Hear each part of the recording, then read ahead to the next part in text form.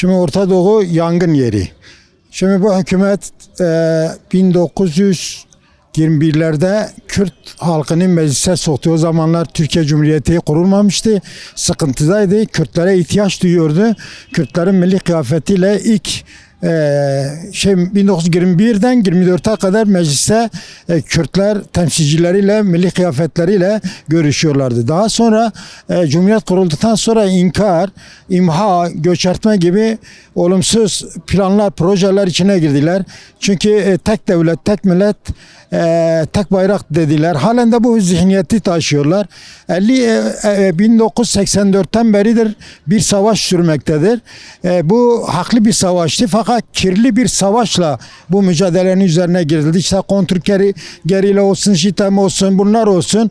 Birkaç defa süreç oluştu. Özel döneminde olsun. Sonra Tayyip Erdoğan AK Parti hükümeti döneminde de 2 defa yanılmıyorsam anlaşmalar oldu. Fakat hükümete bakarsan bezirgan bir hükümettir. Tüccar biridir.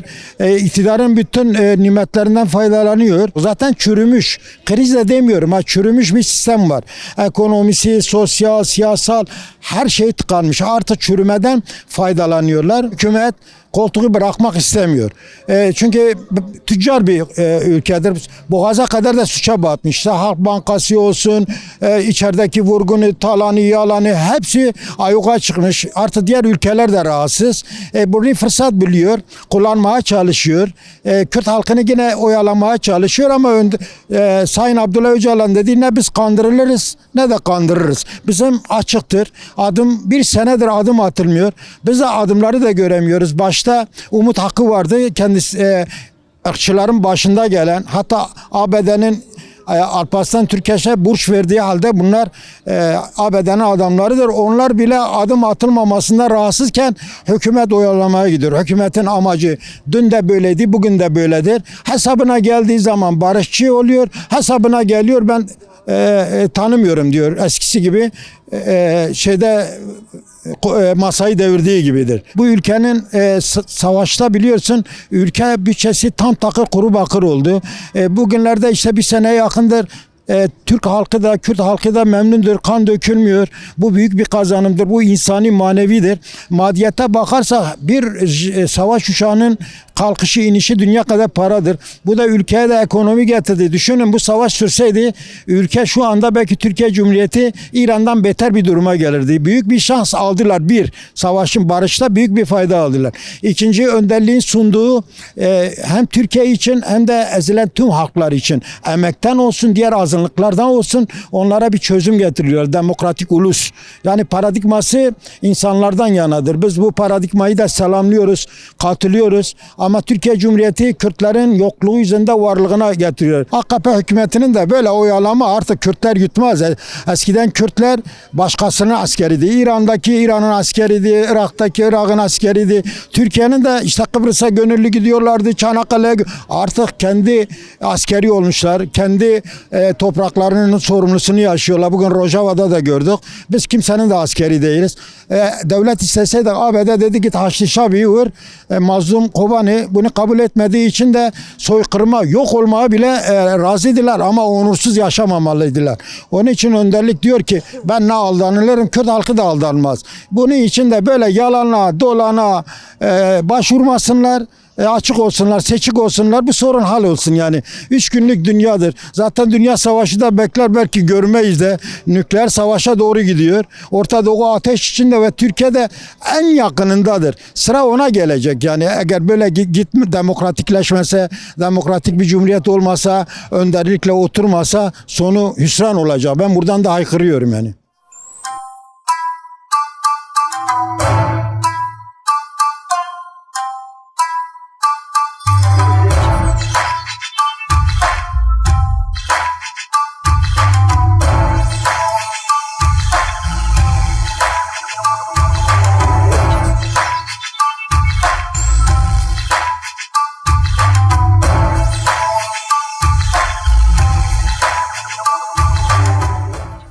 Ya her şeyden önce süreç yani biraz sancılı gelişiyor. Sancılı gelişmesi de içinde yani devletin 100 yıldır ırkçılığı, milliyetçiliği, Kürtler üzerindeki egemenliği biraz bunun kırılması biraz zaman alır belki de. Biraz kompleks meselesi. O Kürt kompleksi şimdiye kadar Türkiye'yi bitirme noktasına geldi artık. Eskide Osmanlı Devleti diğer Avrupa ülkelerine karşı nasıl hastaydı? Bugün hastadır. Yani çürümeye mahkumdur. Çürümeye yüz tutuyor ama hala da kendi Kürtlerini kabul etmekte zorlanıyor. Yani Sayın Öcalan bunlara sunduğu reçeteyi hiç kimse şimdiye kadar şey etmedi bunlara karşı. İlk bu meydanda o deklarasyonu yayınladı. Herkes tabii şaşkın oldu. Kimse şok oldu yani öyle bir şey de beklemiyordu. Sonra da bu sürecin nasıl evrileceğini, nereye gideceğini biraz daha anladılar. Bu sefer sağa solda dediler Öcalan sunduğu perspektif kimse kabul etmez. Her tarafta kabul edildi. Geri alanlarda da, Avrupa'da da, Türkiye'de de. Türkiye buna şaşkına çevrildi yani. Şaşkın oldu yani ben ne yapacağım yani. Tamam gerilla silahını bıraktı veya PKK kendini feshetti. Göstermekte olsa silah yakma olayı oldu. Yani Türkiye burada bir çare üretemedi, bir çözüm üretemedi yani. Ne yapacak yani? Yarın bu gerillalara gelecek, nerede, nasıl siyaset yapacak, şey etmeden nasıl olacak? Ve bunu sürekli oyalama yaptı. Oyalama da belliydi baştan beri, Rojava'dı. Rojava'daki statüsü ne olacak diye onu oyalamaya tuttu. Şimdi Rojava'da tam çözülmese de kısmi olarak bir şeyler kendi aralarında anlaştılar. Her ne kadar Kürtlerin istediğini elde etmeseler de zaman sürece mekana göre böyle davranması gerekiyordu. Şimdi de daha çok oyalama işini biraz da Rojava'yı bekliyor. Rojalati İran'ı bekliyorlar yani. Şimdi devlet açıktır. Her şeyden önce Kürt halk önderini, Sayın Öcalan'ı özgürleştirmesi lazım. Zaten bunun da yasal olarak formülü de var. Avrupa İnsan Hakları da bunu kabul etmiş. Bunun özel bir yasa çıkarmasına gerek yok. Bunu direkt çıkarabilir. Çıkardığı zaman daha ne rahat Öcalan kendi rolünü oynarsa halka arasındaki görüşlerini şey yaptı. Daha iyi bir süreç işler. Demokratleşme süreci başta Kürtlerin ana dilidir. Ana dili olmazsa olmazdır yani. Ana dili kabul etmeyen hiçbir şeyi kabul etmez yani. Ana dili kabul ettikten sonra zaten diğer yavaş yavaş saydığımız Kopenhag kriterlerinde onları yerine getirmesi, yerel yönetimlerde vesaire birçok şeylerdi. Bunlar da yavaş yavaş peyderpey gelir yani. Önemli olan adım atması lazım. Adım atmıyor. Şimdiye kadar bekliyordu bu sefer açıklama yapıyor efendim yok işte ilk önce daha silahlarını bırakmamışlar. Silahlarını da bıraksınlar. Ondan sonra biz adım atarız. Bu ikiyüzlüktür yani. İkiyüzlükten başka bir şey değil. Yani 200 hatta danışkasıdır. Öcalan yani normal bir insan değildir. Yani her ulusal kurtuluş süreci içinde bir tane önder çıkmış, peygamber çıkmış, Mesih çıkmış. Kürtlerin de Sayın Abdullah Öcalan çıkmış liderleri, önderleri. Kürtler bunun önderleri için her şey yaptılar. Bugünkü dünyaya baktığımızda hiçbir insan önderliği için kendini yakmamış. Kendini feda etmemiş. Her dediğine güvenmemiş. Öyle bir avantajı var Kürtlerin. Kürtlerin de Öcalan tabii serbest bırakılırsa önemli bir fonksiyondur. Yani en azından bu yeni paradigması dünyayı etkiliyor. Bırak da şeyi diyoruz ki demokratleşme herkes için demokratleşme. Sırf Kürtler için değil yani. Tüm halkların, Türkiye'nin demokratleşmesi olmadan zaten olmaz. Olabilmesi için de ilk önce Öcalan'ın serbest bırakılması gerekiyor. Serbest bırakılmadan hiçbir şey olmaz. İktidar ilk yapması gereken şimdiye kadar hasta tutukları bırakılmadı. Hasta tutuklar zaten buna özel bir yasa gerekmiyor. Bunları bırakılması lazım. Bırakılmadı yani. Bunları özel olarak tutulması yani bir pazarlık meselesi olamaz. Onları bıraktıktan sonra Sayın Öcalan'ın zaten İmralı'da bir statüsüne özel bir yeri olması, herkesin gidip görüşmesi lazım. Tüm basını, siyasetçilerin biraz daha hızlanmış olur. belki de birden bırakılması olmaz ama yavaş yavaş BDP bunları yeri getirirse yani arkası gelir. Artık bu kandırmaca politikasını bırakırsa beni burada Bahçeli de biraz ikiyüzlülük yapıyor. Zaman zaman duruyor işte efendim böyle olmasıyla kime sesleniyorsun? Bahçeli sen derin devlet sensin. İktidarın senin adamındır. Sen kime sesleniyorsun? Öyle bazen çıkışlar yapıyor. Boş çıkışlar yani. Önemli olan yerini alması, pratiğe uygulamasıdır. Bunu herkes bekliyor. Kürt halkında yapacağı iş bu süreçte kendini örgütleyecek, geliştirecek budur. Süreç olmazsa olmaz.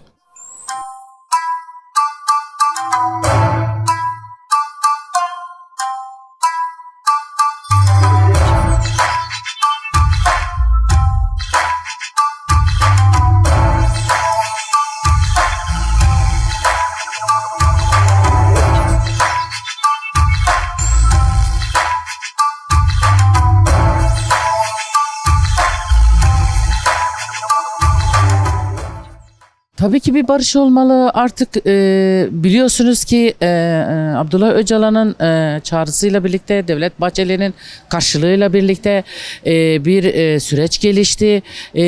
Evet, bir resmi adım atılmıyor. Bekliyoruz ve biz istiyoruz ki artık yani kan dursun. Biliyorsunuz silahlar teslim edildi. Biliyorsunuz bir süreç başladı.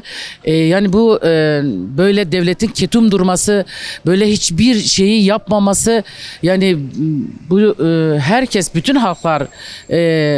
halklar bazında böyle bir sorun, böyle bir tıkanıklık, bir yani bir travma bizim için. Yani ilk adım bence tabii ki bu işin muhatabı Sayın Abdullah Öcalan'dır. Onun fiziki özgürlüğü çok önemli çünkü muhatap odur. Bu süreci başlatan o şahıstır. Biz de istiyoruz ki tabii ki onun özgür olması, en azından bu işe katkı sunabilmesi için daha özgür olması gerekiyor. Böyle bir tutukluluk yerinde değil.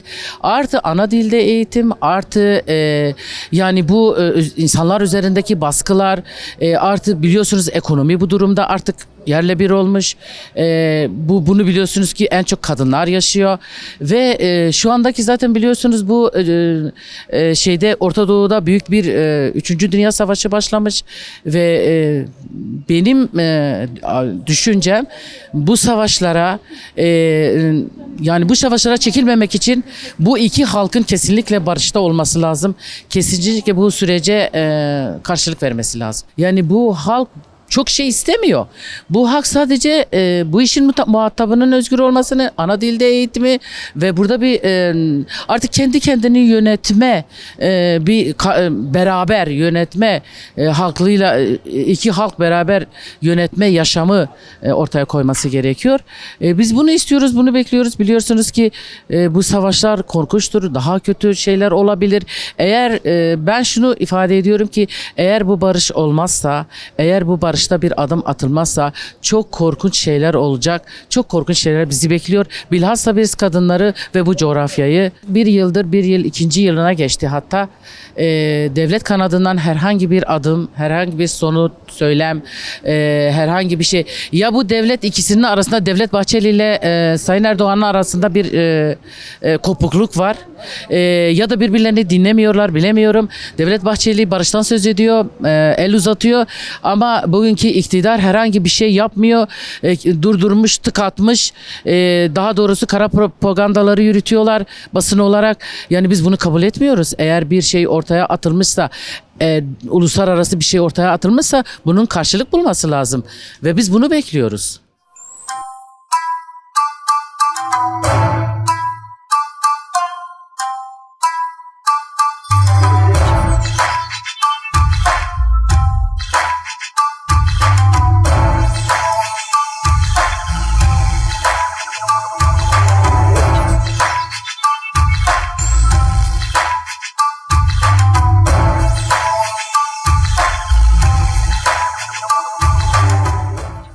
Apo gerçekten samimidir. Apo barış istiyor. Apo yani ne yaptığını çok iyi biliyor. Bütün Kürtleri, Rojava, Rojaratı, Bakuri, yani hep bütün Kürtleri yani nasıl birlik beraber yapacağını kandırmak istiyor. Yani kandırmayı istiyor yani. Türkiye samimi değil. APO gayet yani barışçı, her şey yapıyor. Bütün barışa doğru. Devlet önce kanun değiştirmesi lazım. Kanunları değiştirmesi lazım. Yani devlet herhangi bir ciddi adım atmamış şimdiye kadar. Hep diyor tamam süreç. APO kendi tarafında her şey yapmış. Ama devletten herhangi bir adım atılmamış. Görüyoruz yani bunu. Her şey işte diyoruz mesela yani her açıdan. Öncelikle zaten kanunları değiştirse her şey arkaya gelir yani. Kürtlerin de birinci sınıf vatandaşı olması lazım. Yani onları Türklerin ne kadar hakkı varsa Kürtlerin hakkı olması lazım. Yani bugün mesela nasıl Türkiye'de her şey kendi ana dilleri konuşuyor. Ondan sonra İngilizce resmiliği yapıyor, zorunlu ders yapıyor. Yani şu anda hani Kürtler herhangi bir ciddi ne bileyim sadece şey çıkartmış. Resmi değil de diyor ki konuş değil. İlla ki resmi değil olması lazım yani. Kürtler de bu vatanın bir parçası değil mi? Vatanın bir parçası. Madem ki biz kardeşiz değil mi? Diyor birlik beraber biriz. Hani bizim kardeşimiz nerede? Sayın Öcalan bizim kırmızı çizgimizdir. Rojava bizim kırmızı çizgimizdir yani. Yani Sayın Öcalan yani ne yaptığını daha önce dedim ya, ne yaptığını çok iyi biliyor. Ne konuştuğunu biliyor, neler yapacağını çok iyi biliyor. Yani Rojava yani yapın fiziki özgürlük tabii ki bizim kırmızı çizgimizdir yani. Rojava herkese yani Apo ne iyi yani ne yaptığını çok iyi biliyor. Bütün Kürtleri yani neler beklediğini çok iyi biliyor. Orta Doğu'da neler beklediğini çok iyi biliyor. Yani Türkiye bile Apo'nun kadar böyle bir şeyi beklentiyi Orta Doğu'da neler olacağını onun gibi bilmiyor. Orta Doğu'da neler olacağını Apo çok iyi biliyor. Cezaevindeki hasta tutsakları öncelik, ondan sonra Apo'nun fiziki özgürlüğü yani talebimiz budur yani. Siz yani kanuna değişse o zaman göreceğiz gibi yani inanacağız ki bir barış olacağız. Yani Apo özgür olmadan maalesef biz barışa Türkiye'ye güven olmaz. Yani tutsaklar bir herkese yani onlar gibi yani öncelikle kanun değişmesi lazım.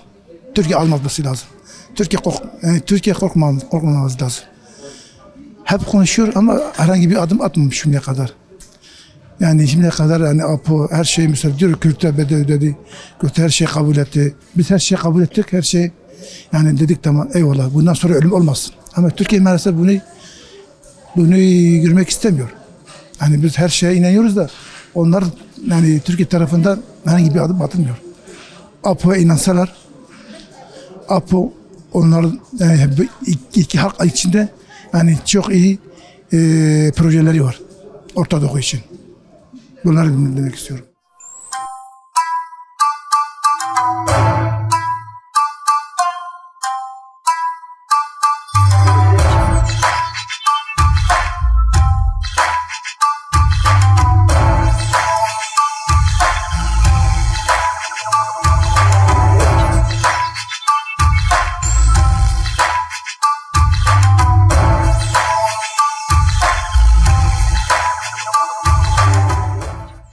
Yani şu anki süreci şu an dönemde iyi gittiği görünüyor ama herhangi bir adım atılmış değildir. Çünkü siyasi partide Devlet Bahçeli'nin ve Sayın Abdullah Öcalan'ın başlattığı bir süreç 2 seneye girdi.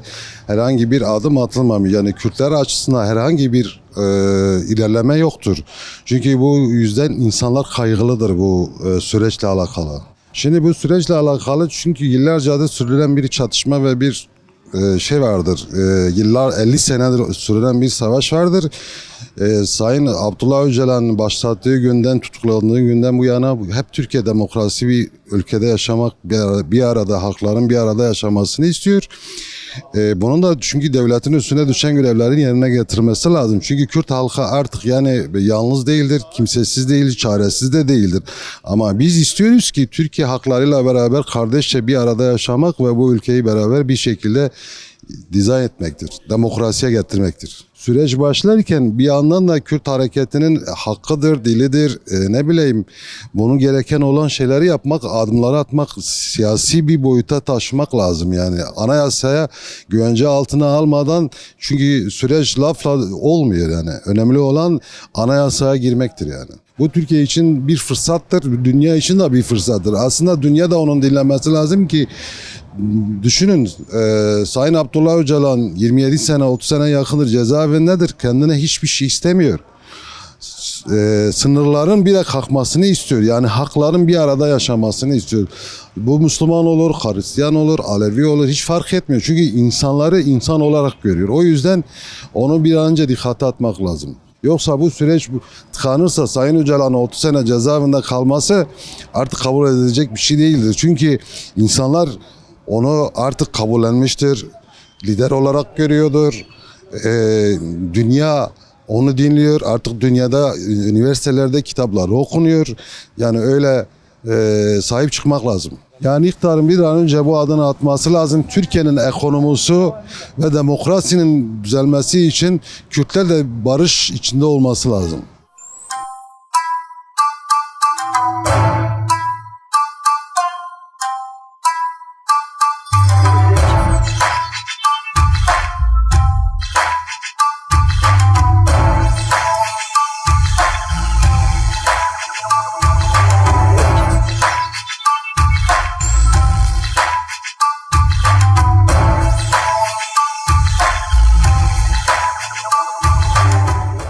Devlet Bahçeli'nin sözüyle ifade etmek gerekirse tek kanatı kuş uçmaz yani. Barıştan bahsediliyorsa iki taraflıdır. Barışın temel sembolü de güvercin. İki kanatlı uçmalı. Bir taraf, bir kanat sorumlulukları yerine getirdiği bir biçimde işte örgütün feshine kadar keskin bir yaklaşımla barışa dönük adım atıldı. Ama diğer taraftan en basit beklenen talepler bile hala sürümcemede, belirsizlikte. İşte mesela hasta tutukluların tahliyesinden tutalım, siyasi tutukluların tahliyesine. Bunlar çok kolay, çok basit, belki de güven artırıcı adımlar olmasına rağmen hala atılmış değil. Yine hasta tutsakların durumu yasal olarak yani içeride kalınamayacak insanların içeriden cenazelerinin çıkması, bu süreç içerisinde hala bunun devam etmesi sürece ilişkin ciddi anlamda bir taraf açısından güvensizlik yaratıyor toplumda. Bunun aşılması gerekiyor. Toplumun beklentisine yanıt verebilecek, barışın önünün açılabilmesi, barış güveninin oluşabilmesi açısından devlet tarafından da somut adımların artık atılması gerekiyor. Hukuki düzenlemelerden önce bu mevcut hukuk içerisinde yapılabileceklerin yapılması gerekiyor şu aşamada. Bunların bile yapılmamış olması ciddi bir kaygı uyandırıyor. Ya ben iki başlık üzerinden değerlendiriyorum. Birinci başlık güvenlik noktası. Demokratik siyasetin önünün açılması anlamında. Güvenlik siyasetinden demokratik siyasal alana dönük bir hukuki düzenlemenin olması. Çünkü çok yoğun bir güvenlik eksenli yaklaşım var Kürt meselesine yine mevcut sürece. Bu güvenlik ekseninden demokratik siyaset eksenine bir adım atılması gerekiyor. Buna dönük de yapılması gereken şu örgütlenme özgürlüğünün, demokratik siyaset ve ifade alanının açılması gerekiyor. Buna dönük yasal engeller ne varsa bu konudaki düzenlemelerin bir an önce meclise getirilmesi gerekiyor. İkinci boyut ise Kürt meselesi, Kürt sorunu eksenlidir. Sonuç itibariyle örgütün kendisini feshi ya da işte savaşın, çatışmanın sona erdirilmesi Kürt meselesini çözmüyor. Kürt meselesinin çözümü demokratik yollarla gerçekleştirme iradesidir mevcut durum. Bu anlamda da Kürt meselesinin çözümüne dönük de en temel somut durum birincisi ana dilde eğitim hakkı. Yine Kürtlerin özgün örgütlenme alanlarının yaratılabilmesine dönük yasal düzenlemelerin altyapısının oluşturulması. Bunlar temel şeyler. Bir, siyasal ifade. İki, eğitim, sağlık ve diğer sosyal alanlara ilişkin Kürt meselesinde yaşanan sıkıntılar ve problemlerin yasal altyapıyla çözümü. Bu temel noktalarda da adımların atılması gerekiyor. Belki süreç içerisinde gelişebilecek şeyler olarak da ifade ediliyor olabilir. Ama mevcut durumda Kürtlerin güvenini kazanmak, Kürtlerin bu sürecin bir parçası haline getirmek, yine demokratik entegrasyon diye ifade edilen aslında özü itibariyle toplumların demokratik bir biçimde mevcut rejim içerisinde birbirinin kabulü olarak gördüğüm noktada bir Türk'ün hakkı kadar bir Kürt'ün hakkının, bir Kürt'ün hakkı kadar bir Laz'ın, bir Çerkez'in, diğer tüm toplulukların hakkının korunduğu ve yasal güvenceye alındığı bir sürecin gerçekleşmesi gerekiyor. Bu anlamda da temel talep sahibi olan Kürtlerin taleplerinin de karşılanması gerekiyor. Ya öncelikle bu sürecin temel aktörü Sayın Öcalan. Devlet bütün süreci onun üzerinden yürütüyor. Olması gereken de bu. Savaşan taraflar sonuç itibariyle barış görüşmesini yapan taraflar olur. Ama buna ilişkin mevcut statü sürecin ilerlemesinde engeldir. En nihayetinde bir tecrit koşulu var. Sadece ailesi, avukatları ve İmralı heyeti görüşmelere gidebiliyor. Toplumla bağının kurulabilmesi gerekiyor. Yine kendi arkadaşlarından örgütüyle bağının kurulması gerekebiliyor. Bu sürecin sağlıklı ilerleyebilmesi için bunun mutlaka gerçekleşmesi gerekir.